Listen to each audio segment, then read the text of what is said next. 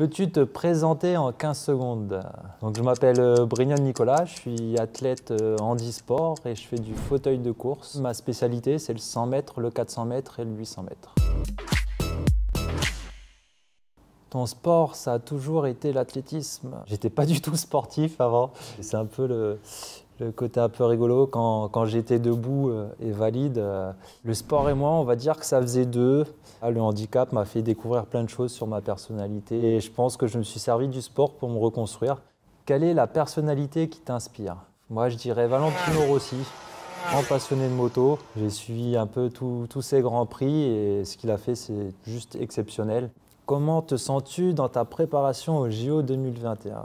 À l'heure d'aujourd'hui, très bien. J'ai battu mes records personnels il n'y a pas très longtemps. Donc ça va, mais dans ma préparation, j'ai une grosse inconnue. C'est que voilà, ça fait 1 an et demi que je n'ai pas fait de compétition, que je n'ai pas vu un peu comment les adversaires se situent par rapport à moi. Alors que d'habitude, sur une année olympique, on fait beaucoup de compètes. Donc on apprend à connaître nos adversaires, leurs qualités, leurs défauts. Quel est ton objectif? Mon objectif est de devenir footballeur professionnel, parce que j'ai un bon jeu de jambes. Quand j'y serai, ça serait de faire une finale et après, pourquoi pas, une médaille. As-tu un gris-gris ou un rituel avant la compétition? Ah, j'ai pas de gris-gris, c'est plus une façon d'être.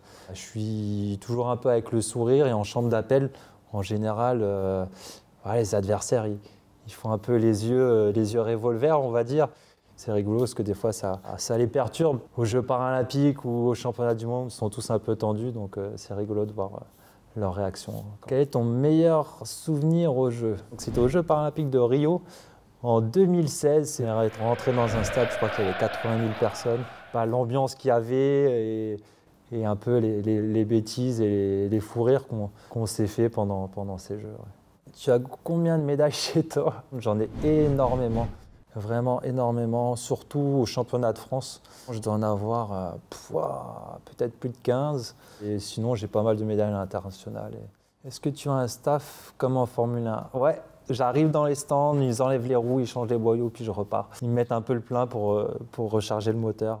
Si tu avais un conseil à donner aux jeunes, que leur dirais-tu? De ne pas lâcher prise. Dans la vie, il y a des choses qui peuvent arriver. Ça peut être un mal pour un bien, des fois. Voilà, moi, quand j'ai eu mon handicap, j'étais toute autre personne d'une situation un peu difficile. J'ai réussi à en faire quelque chose de positif. Donc, je voudrais vous dire d'essayer de voir le bon côté, de se donner la force de continuer.